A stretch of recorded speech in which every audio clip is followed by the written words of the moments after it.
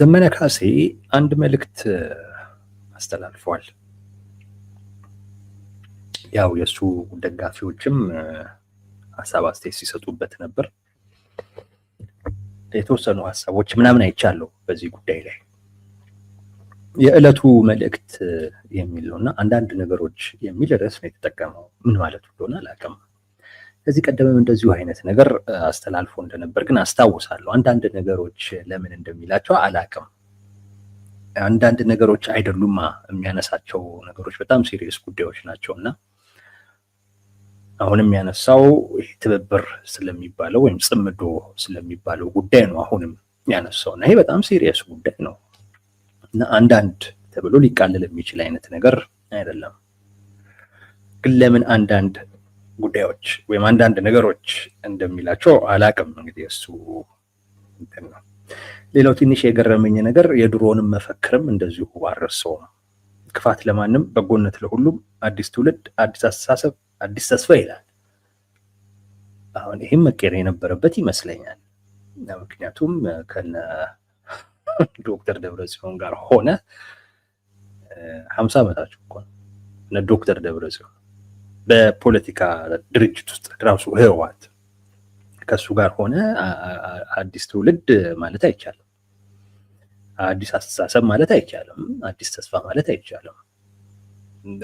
ምንም አዲስ ነገር የለም። ዘመነ ካሴ እያደረጉት ያለው ነገር ትላንት በኢትዮጵያ ፖለቲካ ውስጥ ሲደረግ የነበረ ነገር እና ምንም አዲስ ነገር የለውም። ለምን እንደማይተቡት አላውቅም። ቢያንስ አሁን እንኳን አዲስ ካልሆነው ትውልድ ጋር አዲስ አስተሳሰብ መቀበል ከማይፈልገው ኃይል ጋር እና ተስፋም ከሌለው በቃ ልንጠፋ ነው የሚል አይነት ጩኸት ከሚያሰማ አካል ጋር ህብረት ፈጥረ ትብብር ፈጥረ ተጣምደህ አዲስ ትውልድ፣ አዲስ አስተሳሰብ፣ አዲስ ተስፋ የሚለው አይ ቲንክ በዋልት ነው የሚሆነው። ጥሩ ነው እንትኑ መፈክሩ ጥሩ ሆኖ ሳለ ግን አሁን ያለው ኮንቴክስት ጋር ግን አብሮ መሄድ አይደለም እና በቃ ትርጉም የሌለው ዝም ብሎ የራሳቸውንም እንትን ትርጉም ነገር አሳጡት። ኤኒዌይስ በዚህ ላይ ብዙ ሀሳብ የመስጠት ነገር ግን ስለገረመኝ ነው። አንዳንድ ነገሮች ምንድነው አንዳንድ ነገር ይሄ ብዙዎቻችንን እያንጫጫ ያለን ነገር ለሱ እንዴት ነው ቀሎ የሚታየው? አንዳንድ ነገሮች ሲባል የሆነ ቀለል ያለ ነገር ነው። እኔ እንደዛ ነው ፊል ያደረኩት። ሁለተኛው እንዳልኳችሁ አዲስ ተስፋ፣ አዲስ ትውልድ፣ አዲስ አስተሳሰብ ዋልት ስላስገረሙኝ ነው እነዚህ። ዘመነ ስለራሱ ያወራል። አነብላችሁና ሀሳብ አስተያየት እንሰጥበታለን። በተለይ ሁለተኛ ብሎ የሚያወራው እዚህ ላይ ብዙ ሀሳብ አልሰጥም፣ ግን ለእናንተ ግን እንድትሰሙት ስለምፈልግ ነው። የኛ ዘመን ተልእኮ ሰዎችን መሰብሰብ ነው። ዘመነ ነው የሚለው መቀራረብና ማቀራረብ ነው። ፍቅር ነው። ሰይፍ ያነሳ ነው አበባችንን ነጥቀውን ነው። እኛ በዚህ ኃላፊነት እያለን በግፍ ሊያጠፋን ገፍቶ ካልመጣ በስተቀር አማራን ከሌላ ህዝብ ጋር አናዋጋው፣ መቼም አናደርገው። ለአማራ ህዝብ ተበድረን ተጨማሪ ጠላት አንገዛለት። ለሌሎች ወገኖችም የመከራ ምክንያት አንሆንም። ይህ ምኞታችን እንዲሁ ብላሽ አይሆንም። ሁሌ እንደምንለው በጎ ምኞቶች ዳር የሚያደርስ የራሳቸው እግዜር አላቸው። ይህ የቂም ተራራን የቁርሾ ጋራን የሚያፈርሰው የመገዳደል እምቧለሌን የሚሰብረው የመጨረሻው ትውልድ ነው። ይህ ደፋርና በጎ ትውልድ ነው። ይህ ትውልድ የክፋት ሐውልትን ደርምሶ በቦታው የፍቅርና አብሮ የመኖርን ዋርካ ካልተከለ በስተቀር በዚሁ በእኛ እድሜ ቀጥሎ የሚመጣው ትውልድ የሰው ሳይሆን ሙሉ በሙሉ የጭራቅ ልብ የተገጠመለት ይሆናል። ይመጣል ብለን የምንፈራው መጥቷል እኮ ብሎ መናገር ይቻላል። ልክ ነው። እየመጣ ያለው ግን በመደበኛ አእምሮ ለማሰብ ይከብዳል። መድኃኒቱ ይህንን የመጨረሻ ጥረት ተጋግዞ ውጤታማ ማድረግ ነው። ይሄ ፓርት ስለራሱ ነው ያወራው ብለን ነው እኛ የወሰድነው። ደግሞም ነው እያደረግኩ ያለሁት እያሰባሰብኩ ነው እያለ ነው ዘመነ። እያደረግኩ ያለሁት እያቀራረብኩ ነው እያለ ነው ዘመነ። እያደረግኩ ያለሁት ፍቅር እየዘራሁኝ ነው የሚለን ዘመነ ካሴ። አቀራራቢ ነኝ እያለ ነው። ሰብሳቢ ነኝ እያለ ነው። የፍቅር ሰባኪ ነኝ እያለ ነው። ከሚመጣው መከራ አሁን እንደውም በመደበኛ አእምሮ ሊታሰብ በማይችለው መከራ ላድናችሁ ነው እየተንቀሳቀስኩ ያለሁት እያለ ነው ዘመነ ካሴ። እንደዛ እያለ ነው። ስለ ራሱ ነው እያወራ ያለው ነው። እንደዛ ነው። እናንተ ተነጋገሩበት፣ ችግር የለውም። እኛ ግን ይህንን ጉዳይ በሌላ መልኩ ነው የምናየው። ዘመነ እንዲህ ነው ወይስ አይደለም የሚለው ነው ውስጥ መግባት ብዙ አልፈልግም። ግን እዚህም ላይ አንድ የገረመኝ ነገር አለ። ምጡቅ ነኝ ይላል ዘመነ። የምጡቅ አእምሮ ባለቤት ነኝ ይላል ሲል ምጡቅ አእምሮ ባለቤት ነኝ ምን ይላል? እየመጣ ያለው ግን በመደበኛ አእምሮ ለማሰብ ይከብዳል ይላል። እሱ መደበኛ አእምሮ አይደለም ያለው፣ እሱ ምጡቅ ነው። ለዛ ነው የታየው። እየመጣ ያለው በጣም ከባድ አሁን ከሆነው በላይ የባሰ መሆኑን ዘመነ የተረዳው ምጡቅ የሆነ አእምሮ ስላለ መደበኛ የሆነ ልክ እንደ መደበኛ ሰው አእምሮ አይደለም የሱ፣ ይለያል እና አቀራራቢ ነው፣ ሰብሳቢያችን ነው። ዘመነ ፍቅር ነው ለመዝራት እየተንቀሳቀሰ ያለው። ይህን የቂም ተራራ ሊያፈርስ ነው ዘመነ። ይህን የቁርሾ ጋራን ሊንደው ነው ዘመነ። ይህ መገዳደል ምናምን አይነት ነገር ለማቆም ነው ዘመነ ትብብር ምናምን እየፈጠረ ያለው። ለዛ በሌላ አይነት መልኩ ሰዎች ተረድተውበት ስላልተገነዘቡት ስላልተረዱት እንጂ ዘመነ ከቲፒኤልኤፍ ጋር እየተቀራረበ ያለው፣ ዘመነ ከኦላ ጋር እየተቀራረበ ያለው፣ ከሌሎችም ጋር ሁሉ እየተቀራረበ ያለው ይሄን ለማድረግ ፍቅር ሊዘራ ነው። ጥላቻን፣ ቂምን ሊያፈርስ ሊያጠፋ ነው። እንደዛ ነው አይደለም? እናንተ ተነጋገሩበት። ግን ዘመኔን እያለ ነው። መጀመሪያ ላይ የሚያነሳው ነገር አለ እና እኛም ሀሳብ እንሰጥበታለን። የአማራ ፋኖ ከሌሎች ህዝባዊ ብሔራዊ ኃይሎች ጋር የሚተባበረው ብቻውን መቆም ስለማይችል አይደለም። የትግራይ ኃይል ከአማራውና ከኦሮሞ ጋር የሚተባበረው ብቻውን መቆም ስለማይችል አይደለም። አፋሩ ከአማራው፣ ከኦሮሞው፣ ከሲዳማውም ከበርታውም ጋር የሚተባበረው ብቻውን መቆም ስለማይችል አይደለም። ኦሮሞ ከጉምዝና ከአማራ ጎን የሚቆመው ብቻውን መቆም ስለማይችል አይደለም። ሶማሌው ከሌሎች ወገኖች ጋር የሚያብረው ብቻውን መቆም ስለማይችል አይደለም። ሁሉም ራሱን ችሎ መቆም ይችላል።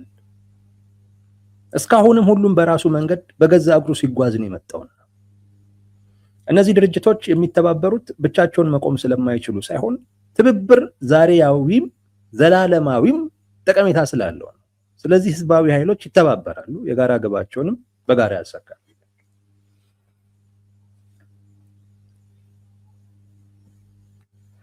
ሁሉም ራሳቸውን ችለው መቆም ይችላሉ። እስካሁንም የመጡት ራሳቸውን ችለው ነው።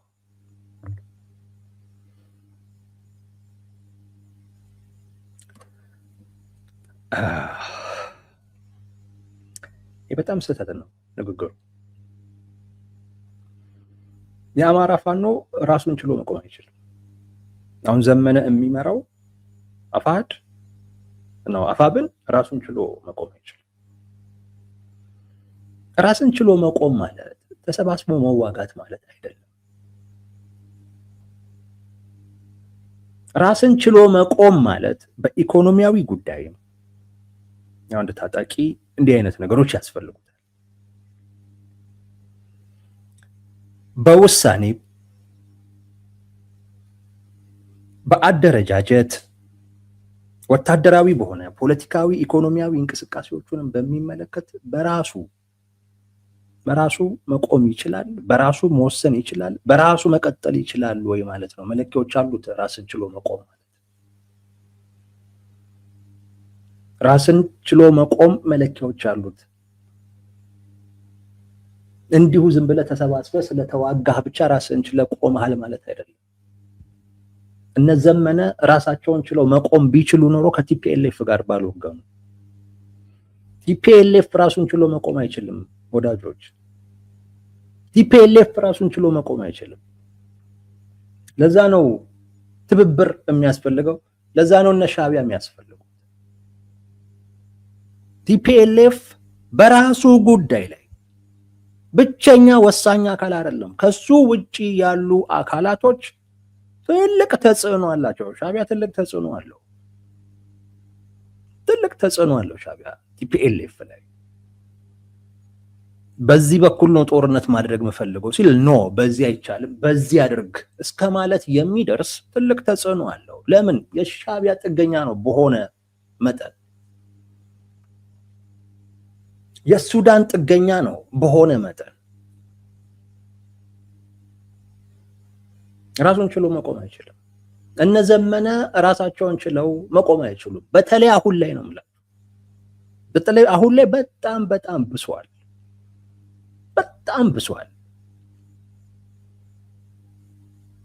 የቲፒኤልኤፍ ጥገኛ ናቸው እነ ዘመነ ካሴ። እውነቱን ነው የምንነጋገረው። የቲፒኤልኤፍ ጥገኛ ናቸው። ለዚህ ብዙ መዘርዘር እንችላለን። ሰሞኑን እስክንድር ነጋ ከአመራርነት የለቀቀበትን መንገድ ሲናገር ከውጪ ያሉ አካላቶች በእነሱ ጫና ነው ከአመራርነትን የወጣሁት።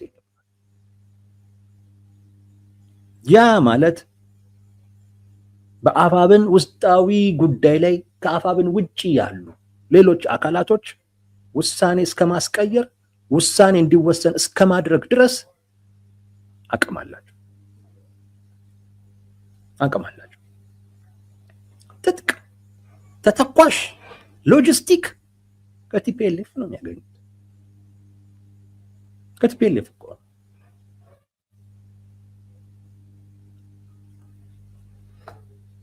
ይህን ማወቅ ያስፈልጋል። ራስን ችሎ መቆም ማለት በራስ ጉዳይ ላይ መወሰን ነው። በራሱ አሁን አፋብን ዘመነ ካሴ የሚመራው ስብስብ ራሱ ድርጅት ነው እንዴ? እያንዳንዱ የጎበዝ አለቃ እያንዳንዱ የፋኖ አመራር ነኝ የሚል አካል እኮ በራሱ እኮ ነው የሚንቀሳቀሰው። ማንም አቅጣጫ ሰጥቶት በዚህ ግባ በዚህ ውጣ የሚለው እኮ የለም። እያንዳንዳቸው በየራሳቸው ነው የሚንቀሳቀሱ። ስም ነው አፋብን የሚል አይነት ስም ነው ያገናኛቸው። ሌላ ነገር የለውም። ዘመነ ካሴ የሸዋ ፋኖ ላይ አይወስንም። የጎንደር ፋኖ ላይ አይወስንም።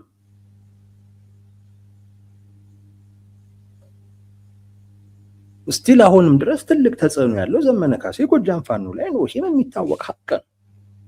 እንደ አደረጃጀትም እንኳን ራሳቸውን ችለው ቆመዋል ማለት ይቻል አይደለም። ሰሞኑን አንዳርጋቸው ጽጌ አንድ ነገር ተናገረ፣ አሰምተናችኋል። ቲፒኤልኤፍ ለፋኖ ምልጃ ልኮ ነበር ማለት ይሄ ወልቃይትን ምናምን በሚመለከት ከፋኖ ጋር አገናኘን ብሎ ቲፒኤልኤፍ ሻዕቢያን ይጠይቃል። እና ሻዕቢያ ደግሞ ይሄ ምዕራብ ትግራይ ምናምን የምትሉትን ነገር ተው ይላቸዋል፣ ወይም ሌላ አይነት አቋም ያዙ። ምክንያቱም ፋኖች በዚህ ጉዳይ ላይ ያላቸው አቋም ግልጽ ነው። እንደዚህ አሁን የያዛችሁት አይነት አቋም የኛ ነው፣ በኃይልም ቢሆን ማስመለስ አለብን የሚል አይነት አቋም ይዛችሁ እስከቀጠላችሁ ጊዜ ድረስ ምንም ፋኖን መጠየቅ አይጠበቅብንም፣ መልሱን እኛው ልንነግራችሁ እንችላለን ብሏቸው፣ ከዛን ቲፒኤልኤፎች አይ እንደዛማ ከሆነ እኛ ችግር የለውም፣ የኛ ትልቁ ጉዳዩን የህልውና ጉዳይ ነው፣ ይሄ ምዕራብ ትግራይ ምናምን የምንለው ነገር ነገ ከነገ ወዲያ ይደርሳል፣ ከአብይ በኋላ ይደርሳል አሉ ብሎ አንዳርጋቸው ጽጌ ተናገረ። እሱን ተከትሎ አማኑኤል አሰፋ ከባድ ጥፊ ሊባል የሚችል ነገር አሳረፈበት። ምን ላይ ሰጠ? ተነጋግረንበታል። ደላላ ነው፣ ተኩላ ነው፣ ሌባ ነው ምናምን አይነት ነገር ምን ላይ ሰጠ አማኑኤል አሰፋ። በሚገርም ሁኔታ አስረስ ማረ በዚህ ጉዳይ ላይ ምን ላይ ሰጠ?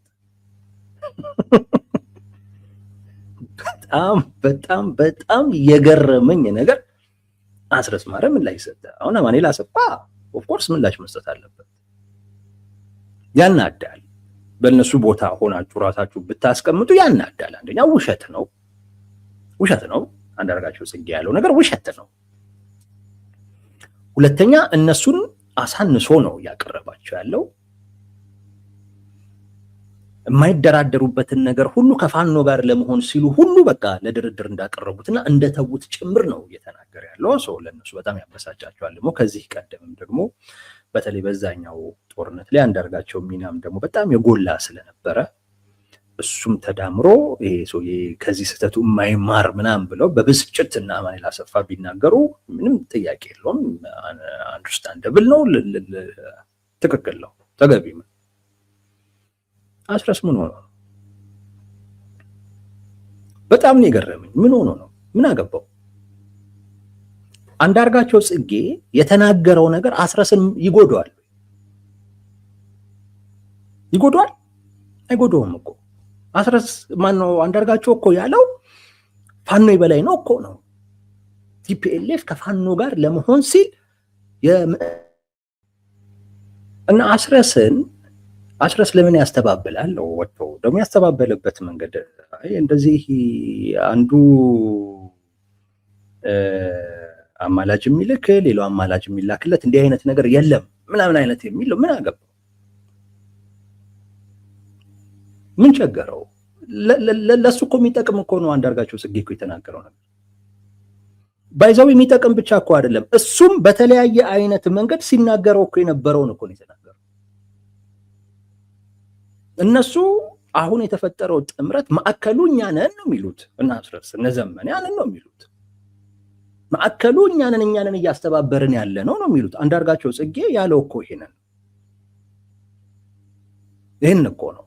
እነሱ በግልጽ አይናገሩት እንጂ በአማራ ሕዝብ ፍላጎትና ጥቅም እመኑን አንደራደርም ሲሉ ነው የሚደመጠው። በተግባር ሌላም ጉዳይ ቢሆን አንዳርጋቸው ጽጌ እኮ ይሄንን እኮ ነው ያለው።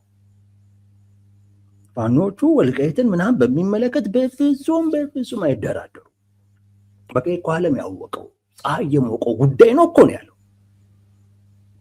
ይሄ እኮ ለነሱ ይጠቅማል። ሄዶ ለምንድን ነው የሚያስተባብለው? አስተባብል ተብሎ ነው። ይሄን ጉዳይ አስተባብል ተብሎ ነው አስረስ ማረ ሄዶ ያስተባበለው እንጂ ምን ቸገረው? በቃ አንደኛ ባለቤቱ ምላሽ ሰጥቷል። ይሄ ጉዳይ የሚመለከተው ይሄ ጉዳይ የሚጎዳው አካል ምላሽ ሰጥቷል። ምላሽ ሰጥቷል። አስረስ ማረ ሄዶ ጥቅሙን የሚመለከት ጉዳይ ራሱን በተለያየ አይነት መንገድ ሲለው የነበረውን ጉዳይ ሄዶ አስተባበለ። አስተባብል ብለውት ቲፒኤልኤፍን አያደርግም።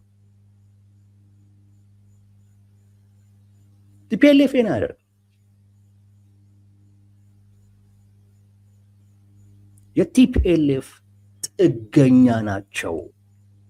በውሳኔዎቻቸው ላይ ቲፒኤልኤፍ ትልቅ ጫና አለው፣ ትልቅ ተጽዕኖ አለው። እነ ዘመነ ካሴ በራሳቸው የቆሙ ሰዎች አይደሉም። ትላንት ይሻል ነበር። አሁን ላይ ሙሉ በሙሉ እርግጠኛ ሆኜ ነው የምነግራችሁ በቲፒኤልኤፍ ላይ ነው የቆሙት። አሁን ለመቆማቸው ምክንያት ቲፒኤልኤፍ ነው፣ ሌላም አይደለም። ትጥቅም ተተኳሽም በብዙ ነገር የቲፒኤልኤፍ ጥገኛ ናቸው። አስረስ ማረ ሄዶ የአንዳርጋቸው ጽጌን ንግግር ያስተባበለው አስተባበል ተብሎ ነው። አስተባበል ተብሎ እንጂ እሱ አይመለከተውም። በዚህ ውስጥ ፋኖ አልተነካ። እንደውም ለፋኖ የሚጠቅም ትርክት እኮ ነው አንዳርጋቸው ጽጌ እኮ የተናገረው። ግን ለነሱ የሚጠቅምን ነገር ቲፒኤልኤፍን ግን ስለጎዳ ብቻ ሄዶ አስተባበለ። ፖለቲካ እኮ ነው እየሰራ ያለው አይደለም እንዴ? ፖለቲካ እየሰራህ ከሆነ ለአንተ የሚጠቅምን ነገር ተብሎ ተወርቶ ኦኬ የተጎዳው አካል አይ ውሸት ነው ምናምን ይበል፣ እሱ ይንጫጫበት። አንተም ሄደ ይሄ ውሸት ነው አይነት ማስተባበል ውስጥ ምን አስገባህ? አርግ ተብሎ ነው፣ ታዞ ነው። ሞንጆሪኖ ነች ያዘዘችው፣ ታዞ ነው። እነ ዘመነ ካሴ የቲፒኤልኤፍ ታዛዥ ናቸው አሁን ላይ። ግን ዘመነ ይመጣና በራሳችን ቆመናል። ቆሞ አልቆመም። በራስ መቆም ማለት መዋጋት ማለት አይደለም። መለኪያ ያለው አንድ ታጣቂ በራሱ ቆሟል ሲባል መለኪያ ያለው ፋይናንስ ገንዘብ የሚያገኝበት መንገድ የራሱ ነው ወይ? በሆነ መንገድ ሊሆን ይችላል። አካባቢው ላይ በተቆጣጠራቸው አካባቢዎች ግብር እየሰበሰበ ሊሆን ይችላል። አካባቢው ላይ ያለ የተፈጥሮ ሀብት እየሸጠም ሊሆን ይችላል። ግን በራሱ የቆመ ነው ወይ? በፖለቲካ ጉዳዮች ላይ ራሱን ችሎ መወሰን ይችላል ወይ? ሌሎች ጫና እና ሌሎች ጉዳይ አስፈጻሚ አይደለም። በራሱ ያሰለጥናል ወይ? ትጥቅ ምን በራሱ ማግኘት ይችላል ወይ? የሰው ኃይሉን በራሱ ያደራጃል፣ በራሱ ያሰለጥናል። ይሄ ሁሉ በደንብ መለኪያ አለው። አንድ ታጣቂ በራሱ ቆሟል አልቆመም ሲባል እና አስረስ እነ ዘመነ በራሳቸው አልቆሙም። እንኳን እነሱ አይደለም እነሱ የተጠጉት ቲፒኤልኤፍ በራሱ ይቆማል። በራሱ ይቆም አይደለም። በብዙ ጉዳዮች የሻዕቢያ እና የሱዳን ጥገኛ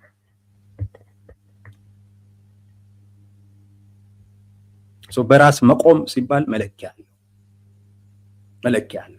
የሰሞኑን አስረስን ላንሳው ብዬ ነው እንደ ምሳሌ። አስረስ ማረ እነሱን የሚጠቅም ትርክት ሄዶ አስተባበለ።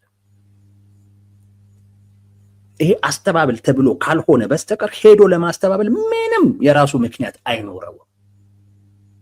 የራሱ የሆነ ምክንያት በጭራሽ አይኖረው። አንተ የራስህን ጥቅም ሄደህ የምታስተባበልበት ምክንያት ምንድን ነው? ጦርነት ላይ ነው ያለው። ራስህ ትርክት ፈጥረህ ዋሽተህ ሁሉ እኮ የፖለቲካ ትርፍ ለማግኘት የምታደርግበት አይነት እንቅስቃሴ ውስጥ ያለህ አካል አንዳርጋቸው የሚባል ሰው ላንተ የሚጠቅም አይነት ነገር ሚዲያ ላይ ወጥቶ ተናግሮና ለዛም በተሰጠው ምላሽ ምክንያት በጣም መነጋገሪያ ሆኖ እያለ አንተ ሄደህ ይሄንን ውሃ የምትቸልስበት ተጎድተህበት ነው።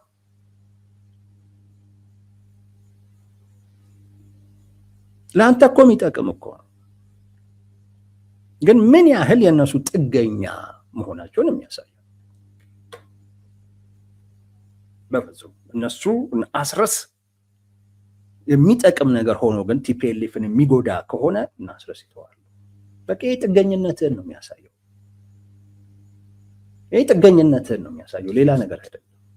ይሄ በራስህ መቆም አለመቻልህን ነው የሚያሳየው፣ ሌላ ነገር አይደለም። ዘመነ በራሳችን ቆመናል፣ በራስህ አልቆምክም። በብዙ መለኪያዎች አንተ የምትመራው ስብስብ በራሱ የቆመ አይደለም። በብዙ መለኪያዎች አሁን ላይ ደግሞ በፊት እንኳን ከህዝቡም ከምኑም ከዲያስፖራው ምናምን ይገኝ ነበር። በተወሰነ ደረጃ በራሱ ቆሟል ማለትም ይቻል ነበር በፊት። አሁን ላይ ሙሉ በሙሉ በሚባል ደረጃ የቲፒኤልኤፍ ጥገኛ ሆኗል የነዘመነ ካሴ ቡድን። የቲፒኤልኤፍ ህልውና እና የነሱ ህልውና በጣም የተያያዘ ነው። እንመጣበታለን ተመልሰን። በራሳቸው አልቆሙ። ይሄ መታወቅ መቻል አለበት። አንድ የመጨረሻ ሚላተን ነገር ላንብብላችሁና ሌሎች ሐሳቦችን እንሰጣለን።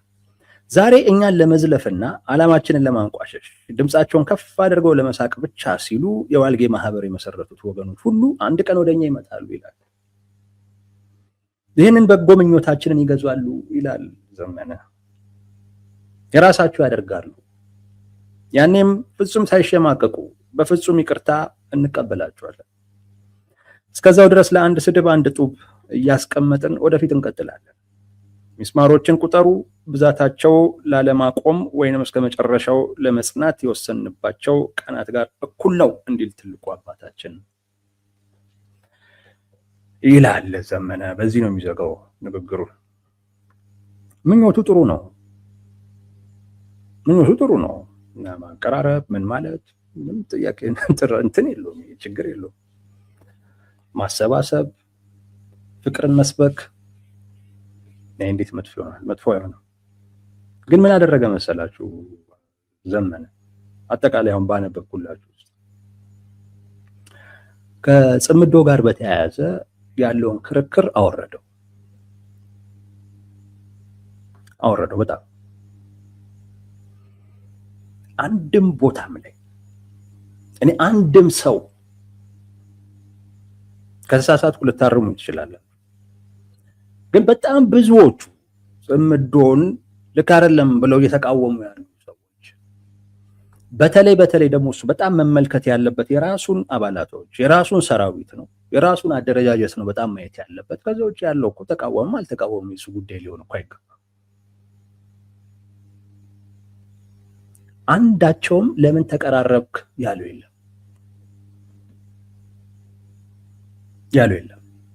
ለምን አብረ ተቀመጥክ ያለው የለም። አየቱ አወረደው ምላችሁ ለዛ ነው። አማራ ህዝብ ከትግራይ ህዝብ ጋር ለምን አልተዋጋም ያለው የለም። የአማራ ህዝብ ለምን ከኦሮሞ ህዝብ ጋር ለምን አልተዋጋም ያለ የለም። ያሉት ምንድነው? በምን መርህ ነው የምንቀራረበው? የፖለቲካ ፍላጎት አለን። የፖለቲካ ፍላጎት አላቸው። እንቀራረብ ስንል እንዴት በምን መርህ ላይ ቆመ? የሚጋጭ ፍላጎታችንን እንዴት እናስታርቀው? እሱን ዝም ብለን ትተን ነው ወይ የምንቀራረብ? ይሄን የተጠየቀው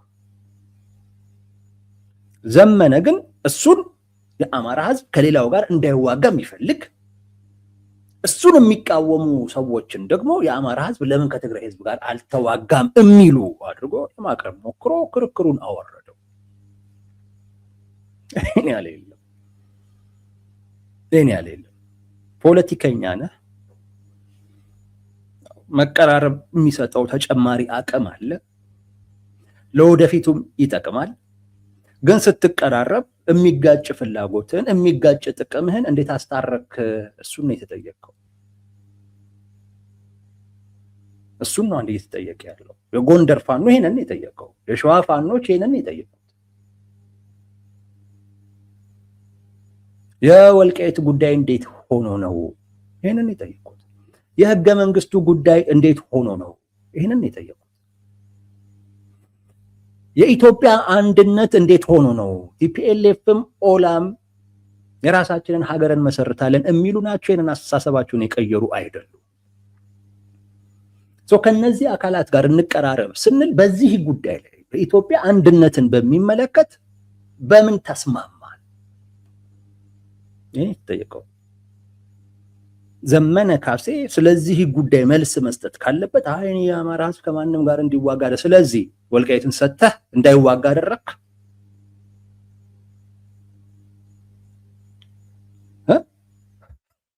ሰተህ እንዳይዋጋ የምታደርግ ከሆነማ እኮ ምንም እኮ ችግር እኮ የለውም። ከብልጽግናም ጋር የሚፈልገውን ነገር ሰተህ አለመዋጋት ትችላለህ። አንተን ከሆነ የሚፈልገህ ሂድና ሰጠው ራስህ።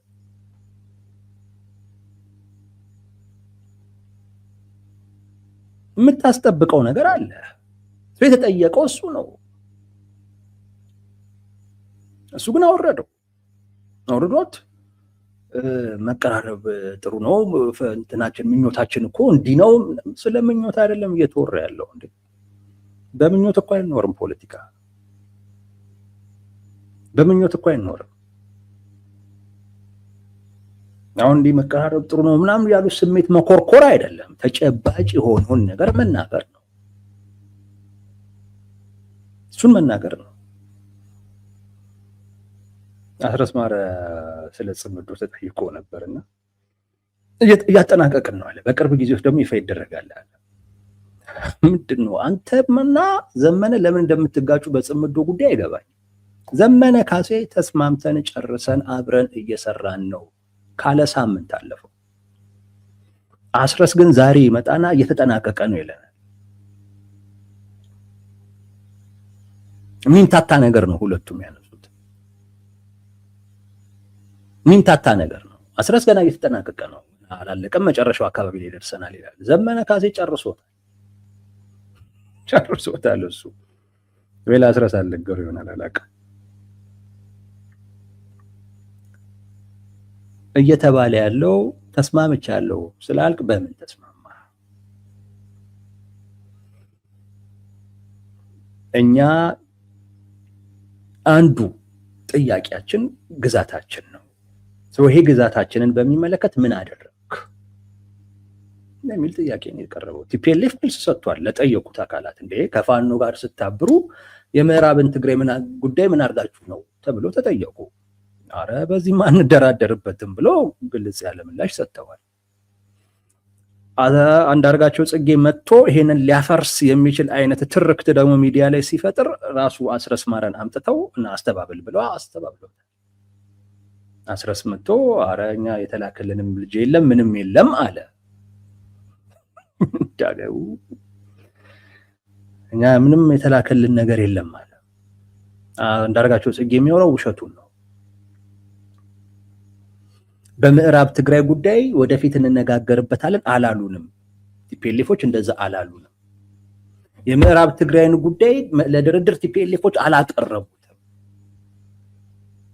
ቲፒኤልኤፎች የምዕራብ ትግራይ ላይ የያዙትን አቋም ይዘው እንደቀጠሉ ነው ብሎ ሄዶ ምስክርነት ሰጠ። አስረስ ማለት ምላሽ እየሰጡ ነው። እነማን? እነ ቲፒኤልኤፍ ይጠይቋቸዋል እኮ እነሱ ነው ከፋኖ ጋር ሲያብሩ እንዴ የምዕራብ ትግራይን ጉዳይ ምን አድርጋችሁት ነው ተብሎ ሲጠየቁ ራሳቸውም ተናገሩ። አንዳርጋቸው ሲያበላሽባቸው አስረስን አምጥተው እና ስለኛ አቋም ተናገር ተባለ፣ ተናገረ። ቲፒኤልኤፍ በምዕራብ ትግራይ ጉዳይ አልተደራደረም።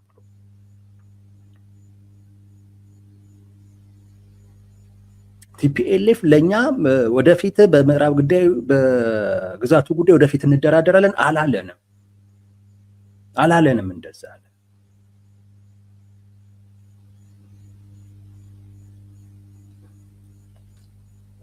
ይሄንን የተጠየቀው ዘመነ መናገር ያለባቸው ይሄንን ነው እንጂ ለምንድን ነው ለምን አትቀራረብ? የሆነ ጊዜ እኮ ግዴታ እኮ ነው ቁጭ ብለህ ማውራት።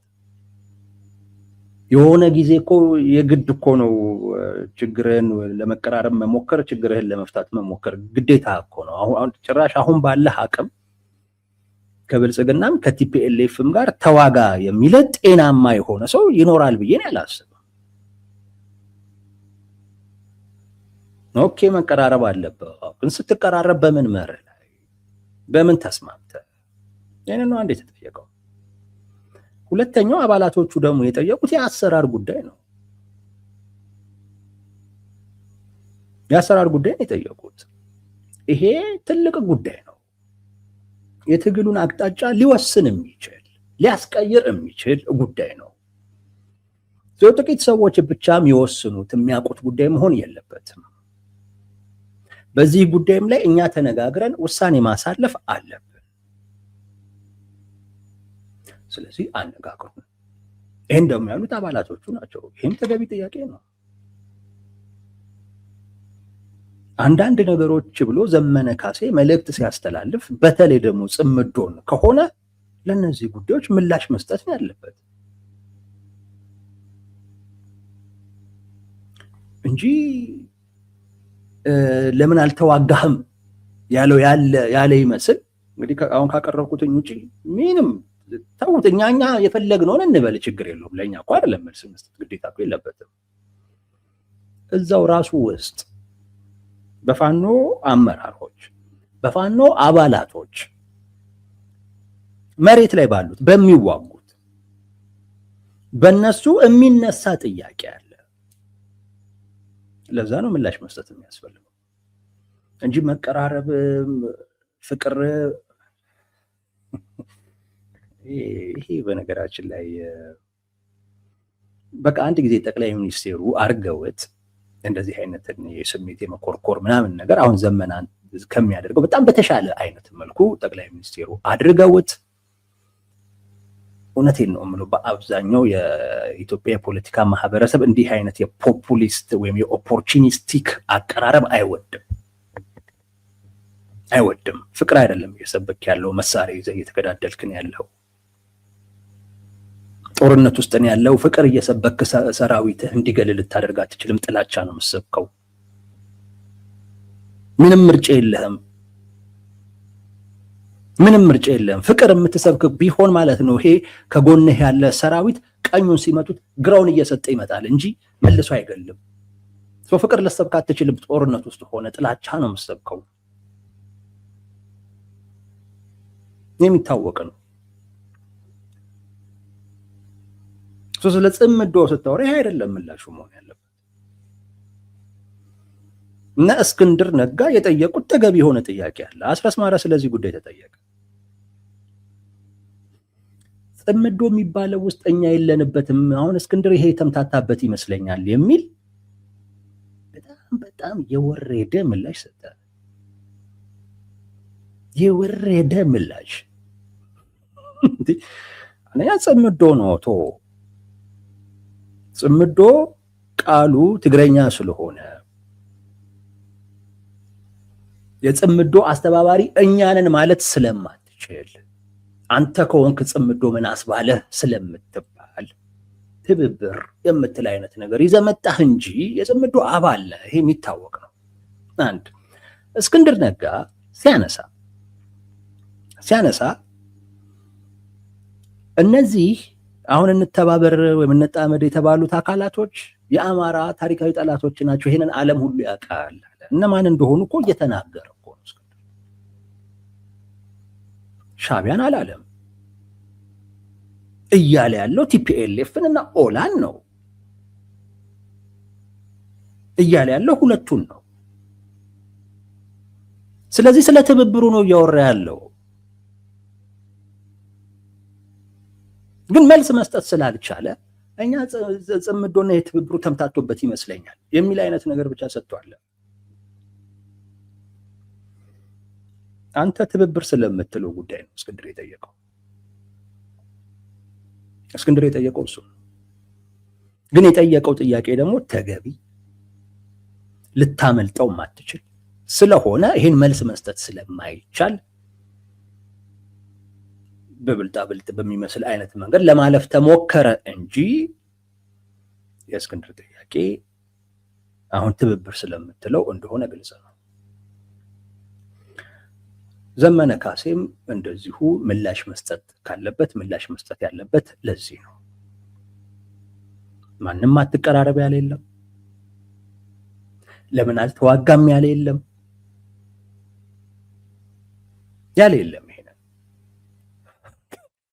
አሁን እሱ ሌላውን ጦረኛ፣ እሱ ደግሞ የፍቅር ሰባኪ ሆኖ መጣ።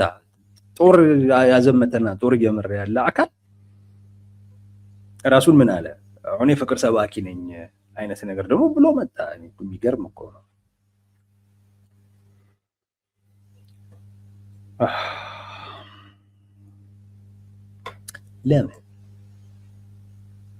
ለምን ዘመነ ካሴ ለምንድን ነው ሊያወርደው የፈለገው ክርክሩ? ለምን ሊያሳንሰው ፈለገ? ለምን አቅጣጫ ሊያስተው ፈለገ? ካለን ሁለት ምክንያት። አንደኛ መልስ የለም፣ ለጥያቄዎቹ ምላሽ የለም። የወልቃይትን ጉዳይ በምን ተደራደራችሁ ሲባል ድርድር የለም፣ ውይይት የለም፣ ድርድር የለም። እነ ዘመነ ካሴ ከቲፒኤልኤፍ ጋር ካልቆምን በስተቀር ህልውናችን አደጋ ውስጥ ነው ብለው ሄደው ቆመዋል። አሁን ከሱ ከቲፒኤልኤፍ ውጭ ህልውና የላቸው። ነገ ከነገ ወዲያ ታያላችሁ። አስረስ ማረ ቁጥር 1 ከቀጠለ ማለት ነው ቁጥር 1 የቲፒኤልኤፍ ፕሮፓጋንዲስት ነው የሚሆነው። በቀረበበት ሚዲያ ላይ በሙሉ ስለ ህወሓት ነው የሚሆነው።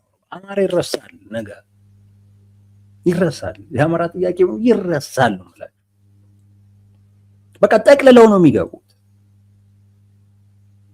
እና ምንም የተደራደሩት ነገር የለም። ወልቃይት ምንም የተደራደሩት ነገር የለም። የቲፒኤልኤፍን ፍላጎት ለማሳካት ነው ጠቅልለው የገቡት። ሰው ምላሽ የለም። ለአባላቱም የማይነግሩትም ለዚሁ የሚጠይቁትን አካላት የሚያስፈራሩት የሆነ ነገር ይደረጉ የሚሉት ለዚህ ነው፣ ችግር ስላለ ነው። አንስተው ይሄንን ጉዳይ የተነጋገሩበት ቢሆን የተደራደሩበት ቢሆን ቲፒኤልኤፍ ለራሱ ደጋፊዎች በሚናገረው አይነት ልክ መናገር ይቻላል። በንግግራቸውም በጽሁፋቸውም ካያችሁ በሚያከራክሩ ጉዳዮች ላይ ትንፍሽ አይሉ። ለአንተ ካልነገሩ ቲፒኤልኤፍ ፊት ደግሞ ጭራሽ አያወሩ። ቲፒኤልኤፍ የምዕራብ ትግራይን ጉዳይ ካልተቀበለ አካል ጋር አይሰራም፣ በፍጹም አይሰራም። በዚህ እርግጠኛ ሆኜ ነው የምነግራችሁ። ግለሰብም ይሁን ድርጅትም ይሁን ከቲፒኤልኤፍ ጋር የሚሰራ አካል የምዕራብ ትግራይ ጉዳይ የትግራይ ነው ምዕራብ ትግራይ ብሎ ነው የሚበቃ። ይሄን ካላለ ቲፒኤልኤፍ የፈለገ ለምን አትሆንም አቀርብህም አብረው አሰራ። እነ ዘመነ ካሴ በወልቃይት በራያ ጉዳይ ላይ የድሮ አቋማቸውን ይዞ ከቲፒኤልኤፍ ጋር በፍጹም ሊሰሩ አይችሉም። ይሄ ነገ ከነገ ወዲያ የሚወጣ ሀቅ ስለሆነ ታዩታላችሁ። ሰው ምላሽ የለም፣ መልስ መስጠት አይቻልም። ስለዚህ ዘመነ ምን ማድረግ ነው ያለበት? ማውረድ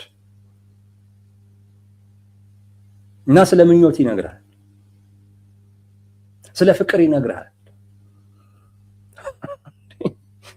ስለ ፍቅር ይነግራል። የቂም ተራራልና ፈርስ ነው ይላል። ገና ነህ እሱ ላይ ገና ነህ። ጥሩ ምኞት ነው ግን ትደርስበታለህ። ገና ነህ። አሁን ላይ ግን የቆምክላቸው ጉዳዮች አሉ። ቂምንም ለማስረሳት ምንም ለማለት የቆምክለትን ነገር ሰጥተህ አይደለም። አይ ሰጥቶም እንደዛ ማድረግ ተገቢ ነው ደግሞ ካልክም ነገር በቃ ምን ችግር አለው? እኛ በዚህ ቁራሽ መሬት ምክንያት ለምንድን ነው ከላይም ከዚህ እሳት የሚነድብን? ይሄ ልክ አይደለም። ከወዳጃችን ከቲፒኤልኤፍ ወይም ከትግራይ ህዝብ ጋር እንደዚህ መሆን የለብንም። ስለዚህ ይሄ በቃ እኛ ብዙ መሬት አለን፣ ይሄ እነሱ ይሁን ብለም ሰተም ከሆነ ያንን መንገር ነው። በዚህ ጉዳይ ተስማምቻለሁ ብለህ ከሆነ የወልቃይትን የራያን ጉዳይ እጃችን ላይ አይደለም፣ እኛ እጅ ላይ አይደለም፣ አይመለከተንም፣ መስጠትም መከልከልም አንችልም ብለው ነው ከቲፒኤልኤፍ ጋር የስማሙት እንደዛ ነው። እጃችን ላይ በሌለ ጉዳይ ላይ መስጠትም መከልከልም አንችልም፣ በቃ የኛ ጉዳይ አይደለም ብለው ተተው።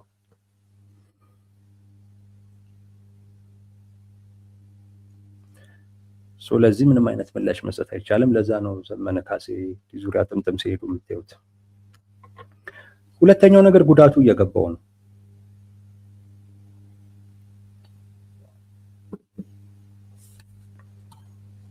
ከቲፒኤልኤፍ ጋር የገቡበት ስምምነት በጣም አደገኛ እንደሆነ አሁን ትንሽ እየተረዱት የመጡ ይመስለኛል። በተለይ ቲፒኤልኤፍ በነገራችን ላይ የዘገየውም ጽምዶን ይፋ የማድረግ ጉዳይ በቲፒኤልኤፍ ፍላጎት ነው። አስረስ ማረ እንደሚለው ስላልተጠናቀቀ አይደለም፣ ቲፒኤልኤፍ ነው የዘገየው። ይህንን ይፋ ማድረግ የዓለም አቀፉ ማህበረሰብ ሌላ ጫና ይዞብኝ ይመጣል ብሎ ምክንያቱም አንዱ ከፕሪቶሪያ ስምምነት ጋር በተያያዘ የተከለከለው ያ ነው። ከሻቢያ ጋር ያለውን ግንኙነት የህዝብ ለህዝብ ግንኙነት ነው ብሎ ነው የሚያስተባብለው። ይሄ ከነፋኖ ጋር ግን ያለው ወታደራዊ ጥምረት ነው። ይሄንን ነገር ይፋ ማድረግ የዓለም አቀፉ ማህበረሰብ የበለጠ ጫናው እኔ ላይ እንዲሆን ያደርግብኛል ብሎ ራሱ ቲፒኤልኤፍ ነው እንዲዘገይ ያደረገው፣ ሌላ አይደለም። አስረስ እንደሚለው ስላልተጠናቀቀ ምናምን አይደለም፣ ይቆያሉ ቲፒኤልኤፍ ነው። አሁን ይነገር ሲል ያኔ ይነገራል እና ሲያዩዋቸው ቲፒኤልኤፎች እየወሰኑ አይደለም። እነዘመነ ሲያዩዋቸው እየወሰኑ አይደለም። ጠብቀው የነበረው ነገር ወዲያው ወደ ጦርነት ይገባሉ የሚል ነበር። አሁን ግን ሲያዩዋቸው ማመንታት ነገር አለ በቲፒኤልኤፍ በኩል። ወደ ጦርነት የመግባት አይነት ነገር የለም። ውስጣቸው ስላለው ነገር አያውቁም። ምን እያሰቡ እንደሆነ ምን ሊወስኑ እንደሆነ እነዘመነ ካሴ አያውቁም። እና ስጋት አለው ነገ ከነገ ወዲያ ቢደራደሩስ? እነዘመነ ምንድን ነው የሚሆኑት? ከዛ በኋላ ዘመነ ካሴ የአፋብህን መሪ ሆኖ ይቀጥላል? ከዛ በኋላ የፋኖ መሪ ሆኖ ዘመነ ካሴ ይቀጥላል? ቲፒኤልኤፍ ቢደራደር የፋኖ የሚባሉት ሰራዊቱ አባላቶቹ ሌሎች አመራሮች ዘመነ ካሴን አሁንም መሪያችን ነህ ብለው ይቀበሉታል? ዲዩ ቲንክ እንደዛ ታስባላችሁ?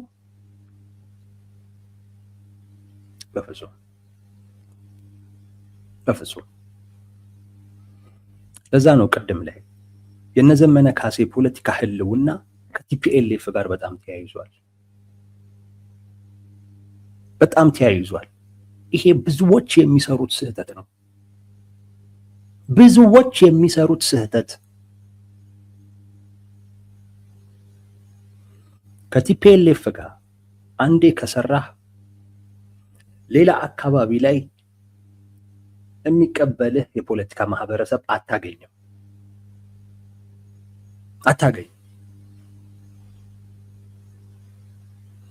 እዛው ከቲፒኤልኤፍ ጋር የተያያዘ ነው። በቃ ያንተም እንትን ጥቅምህ ምንህ በቃ ከዛ ጋር የተያያዘ ነው።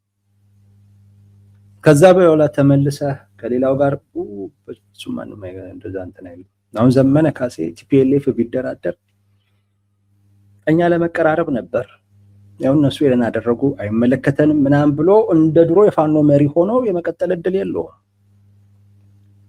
የለም። ቀጣይ መሪው እስክንድር ነው። አንዳንዶች በጣም እስክንድር ዶቼ ቬለ ላይ ወጥቶ መናገሩ ያበሳጫቸው ሰዎች አሉ። ገብቷቸው ነው እንዴ ይላሉ። አንዳንዶቹ ገብቷቸው አይደለም ለምን ጽምዶን ተቃወመ በሚል ነው።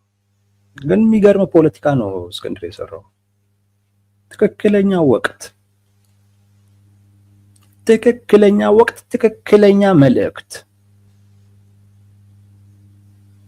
ትክክለኛ ዘመነ ካሴ ይፋ አደረገ። ተስማምተናል ብሎ እስክንድር መጣ። ይሄ ነገር የሚል ጥያቄ ያነሳ። እኔ ጽምዶ ተቃዋሚ ነኝ አለ። ልክ ነው ብዬ አላስብም አለ። ቀብድ ነው እያስያዘ ያለው።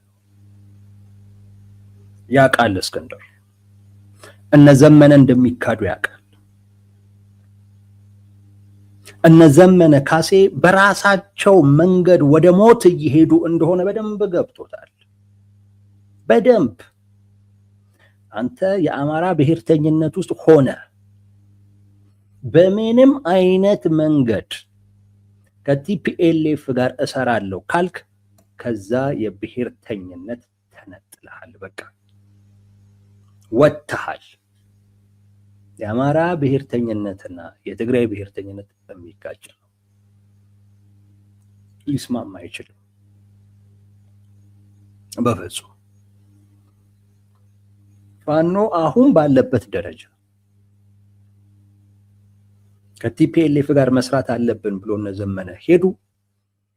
በዛው መንገድ ካልተሳካላቸው በስተቀር ድጋሚ ወደኋላ መመለስ የለም። ቲፒኤልኤፍ እነሱ እንደሚፈልጉት ጦርነት ተገብቶ በጦርነቱ ብልጽግናን ጥለው የሽግግር መንግስት መስርተው የቀድሞውን ብአዴን ሆነው ወይ ይኖራው ከሆነ ነው እንጂ ከዚህ በኋላ እነ ዘመነ ካሴ ወደኋላ መመለስ የለም። ዘመነ ካሴ አሁን ላይ መጥቶ ስለ መቀራረብ የሚያወራ፣ ስለ ፍቅር መስበክ የሚያወራ፣ ስለ በጎ ምኞቱ የሚያወራ ይሄን እየተረዳ ስለመጣ ነው። ስጋት ውስጥ ነው አሁን ላይ።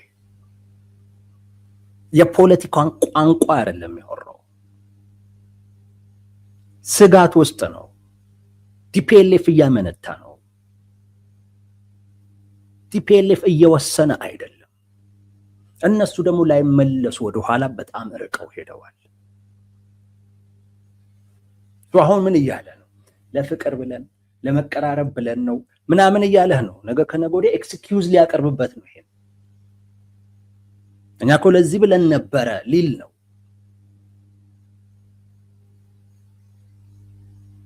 እንጂ ሌላ እኮ አይደለም። ለበጎ ምኞት ብለን ነበረ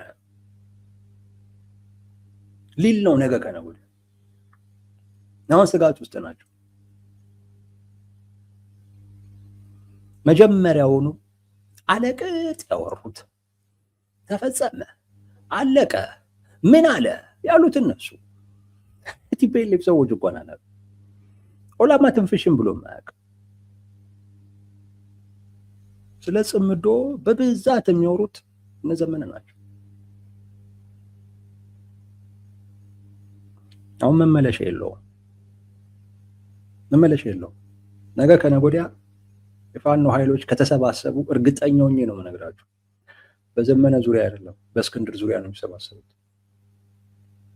በእስክንድር ዙሪያ ነው። እስክንድር ዝም ብሎ አይደለም ዶቼ ቬለ ላይ ወጥቶ የተናገረው።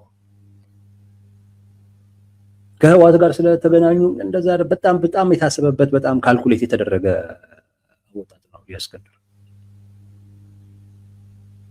የነገውን ያሰበው፣ የነገውን ያየው።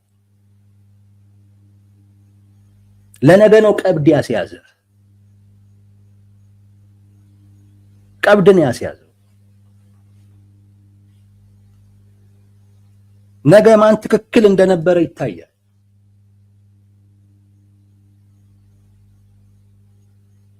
ዘመነ ይሄ በጣም አስግቶታል።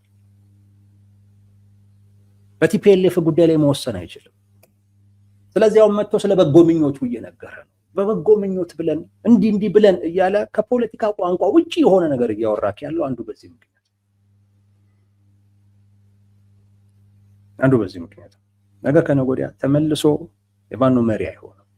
ፋኖም ሆኖ ከቀጠለ ይገርመኛል። አንድ ከቲፒኤልኤፍ ጋር ተነካክቶ በዛው መንገድ ካልተሳካለት በስተቀር ምክንያቱ ይሄ ነው። ክርክሩን ውርድ አድርጎት የምኞት ጉዳይ አድርጎት ምላሽ ሊሰጥ የፈለገበት ምክንያት ከዛ ጋር የተያዘ ነው። መስጋቱን የምትመለከቱት የመጨረሻዋን አረፍተ ነገር ስታነቡ የሚሰድቡን ይላል እኛን ለመዝለፍና ዓላማችንን ለማንቋሸሽ ድምጻቸውን ከፍ አድርገው ለመሳቅ ብቻ ሲሉ የዋልጌ ማህበር የመሰረቱት ወገኖች ሁሉ አንድ ቀን ወደኛ ይመጣሉ ይላል። እኔ ይላል ዘመነ ትንሽ ተቻርጎታል። ትችቱ ተቃውሞ ምኑ ትንሽ ተቻርጎታል፣ ነክቶታል እና ገብቶታል። አሁን ያለው ጉዳይ በቲፒኤልኤፍ ነው የሚወሰነው። የዘመነ ካሴ ጉዳይ ራሱ እንኳን የራሱን ጉዳይ መወሰን አይችልም። በዚህ መጠን ነው ጠቅልለው የገቡት። በዚህ መጠን ነው ፖለቲካውን መጫወት ያልቻሉት። እውነቴን ነው የምላችሁ፣ ራሳቸውን ነው ጠልፈው የጣሉት። የሚገርመኝ አስረስ ነው። አስረስም ግዴታ ሆኖበት ያው ተከታይ ስለሆነ በዛ ምክንያት የገባ ነው እንጂ መጀመሪያ ላይ እኮ በጣም ሲያመነታ የነበረ ሰው እኮ ቢኖር አስረስ ነው። አስረስ በጣም ሲያመነታ ነበር። ግን ያው መሪው ስለሄደ አሁን ጠቅልሎ እሱም ሄደ። ነገ ከነገ ወዲያ እንግዲህ የሚሆነውን እናያለን። ማን ትክክል ይሆናል፣ ዘመነ ወይንስ እስክንድር እናየዋለን። ይኸው ነው ወዳጆች።